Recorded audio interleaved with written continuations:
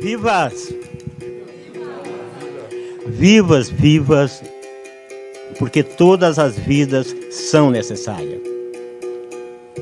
Quando nós falamos tagarelando e escrevemos mal ortografado, quando nós cantamos desafinando e dançamos descompassado, quando nós pintamos borrando e desenhamos enviesado, não é porque estamos errando, é porque não fomos colonizados.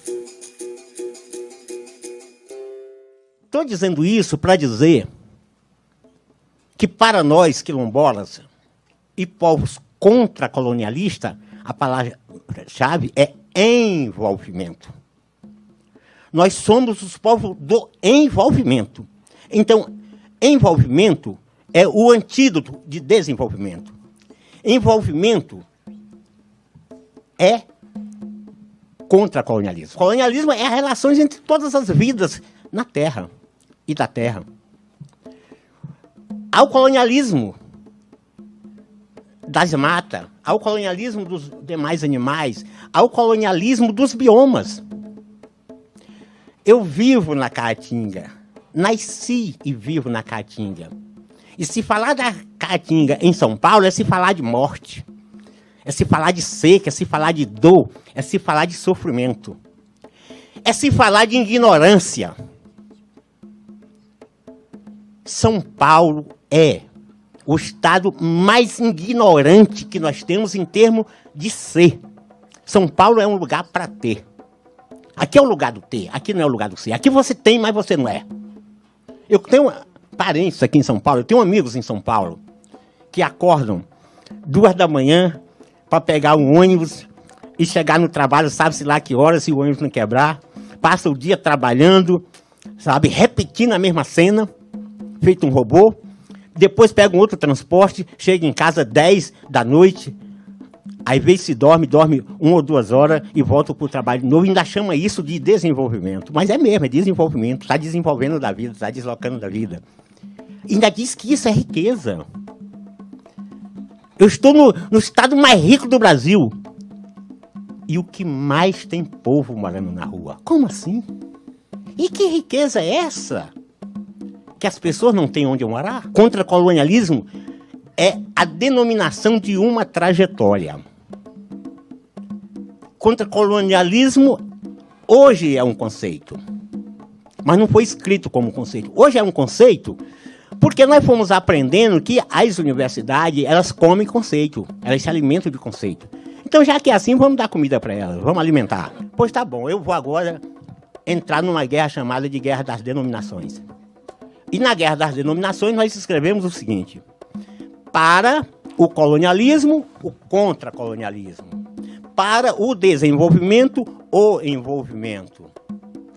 Para a ecologia ou para a permacultura, a biointeração.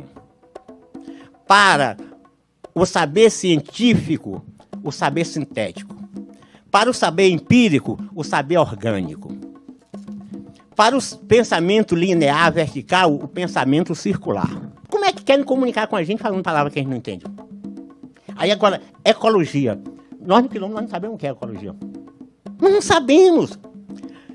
Por que essas palavras são utilizadas, e principalmente dentro das academias? Por que as academias usam a palavra ecologia? Por que ela não usa a palavra agricultura quilombola? Por que ela não usa a palavra roça quilombola? Por que ela não usa a palavra roça indígena? Porque isso não é mercadoria. É a universidade, é a fábrica de transformar os saberes em mercadoria. Não existe ecologia não, rapaz. Existe roça de quilombo, existe roça de aldeia, existe roça de ribeirinho, existe roça de marisqueira, de pescador, de quebradeira de coco. É isso que existe. Foi nós que inventamos isso. Aí as universidades mudam o nome e depois vão vender para nós. Fica nos oferecendo curso de agroecologia. Pô, para nós pagar, neném. Fica querendo me ensinar a fazer casa de taipo. Coisa que eu sei inventar, não é nem só fazer. Aí eles mudam o nome. As comidas que nós comíamos lá na roça, tinha uma amiga me perguntando, aí raiz, a gente come raiz de mancambira, come raiz de umbu, a gente come raiz de muita coisa. Raiz é uma coisa boa, né? Aí, eles disseram que nós éramos selvagens quando nós comíamos essas coisas. Aí, eles pegaram essas coisas e mudaram o nome. Como é que eles chamam hoje? É plantas...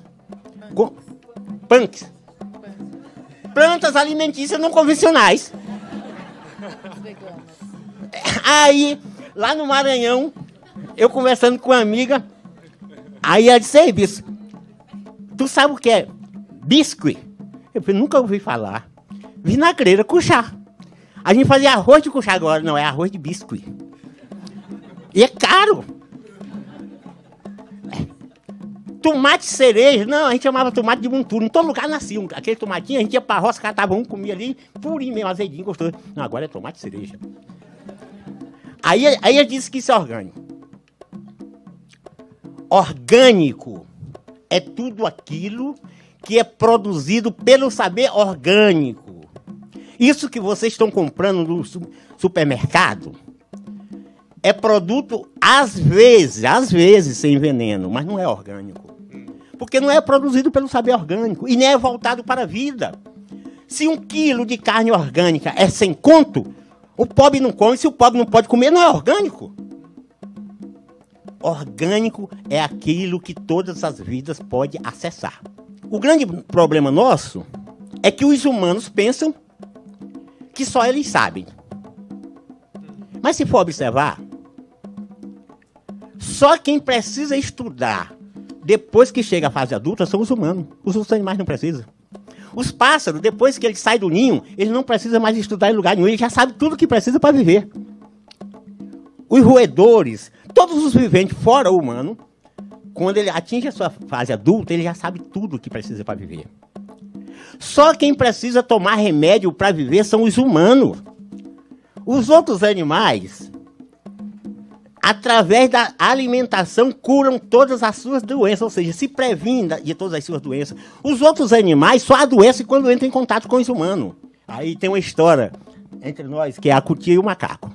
Assim que inventaram o carro, inventaram aquelas estradinhas carroçáveis, que só cabia um carro, e estava o macaco e a cutia sentado na beira da estrada, com o rabo estendido na estrada, e conversando, e a cutia disse, camarada macaco, tire seu rabo da estrada. Pode vir um carro. Aí o macaco, pois é, camarada cutia, aí o macaco mudava de assunto e a cutia, camarada macaco, tira o seu rabo da estrada. Aí lá vem o carro, o macaco pulou, a cutia não pulava, o carro passou por cima do rabo dela. Ela perdeu o rabo assim, olhando pro rabo do macaco. Querendo cuidar do rabo do macaco, não cuidou do rabo dela. Então, mesmo assim foi o povo no tempo da pandemia. Nos quilombos, no Piauí, não morreu ninguém constatado até agora de Covid. No nosso quilombo, ninguém foi internado em estado grave. Sabe por quê? Tem um grande mestre chamado Naldo Lima, que vocês devem conhecer um dia, porque é um dos mestres mais fantásticos que eu conheço, um moleque de 43 anos, que diz assim, sabe, nego bispo, por que a gente não morre nos quilombos? Porque nos quilombos nós temos relacionamentos. Nós não temos aglomerações. Aglomerações é feita de corpos que não se conhecem, de corpos que não se tocam, de corpos que não se relacionam. Então, como eles não se relacionam, eles não se imunizam. Mas nós que nos relacionamos, nós que nos abraçamos, nós estamos imunizados. E nós estamos imunizados porque nos quilombos tem cachorro, tem galinha, tem gato, tem porco, tem tudo. Então, todos os outros animais são imunes ao Covid, menos os humanos. Então, quando o Covid chegava no quilombo, atacava os outros animais e enfraquecia. Então, tinha a imunidade compartilhada. Isso aconteceu entre nós. Tem prova? Tem. Nós somos a prova. As universidades vão comprovar? Não, não precisa. Nós não morremos. Começo, meio começo, para nós, é porque nós somos da circularidade. As nossas vidas não têm fim. Nós somos começo, meio começo, porque a geração avó é o começo, a geração mãe é o meio, a geração neta é o começo de novo. Eu comecei dizendo que nós somos povos de trajetórias, nós não somos de teoria. Mas dentro dessas denominações, que eu falei tantas, mas não falei uma, confluência para coincidência. E confluência é a denominação que mais é utilizada hoje por nós. Sempre se usou a palavra confluência, mas usou em outros contextos. Nós é que passamos a usar a palavra confluência nos contextos de relacionamento entre todas as vidas. Eu vejo uma situação, não sei como resolver, eu mando uma poesia. Está faltando muita poesia nas nossas vidas. Mas faltando poesia mesmo, poesia declamada.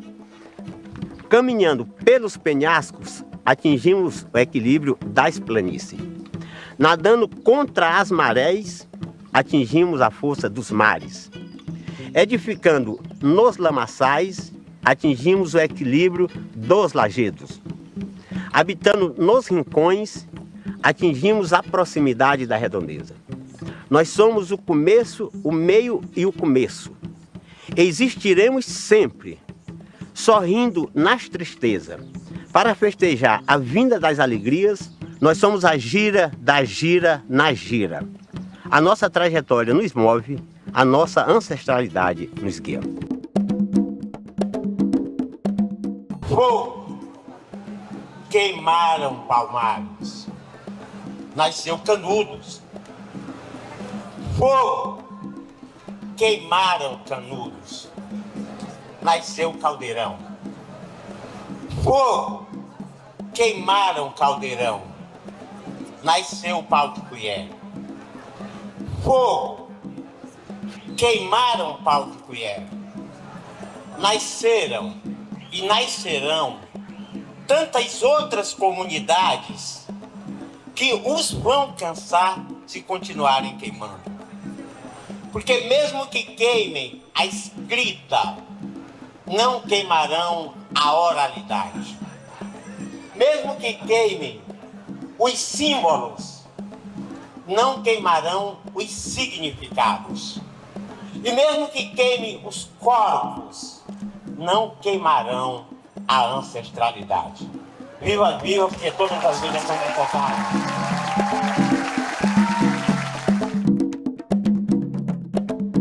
No dia que você continuar ensinando o que eu lhe ensinei, mesmo que eu esteja enterrado, eu estou vivo.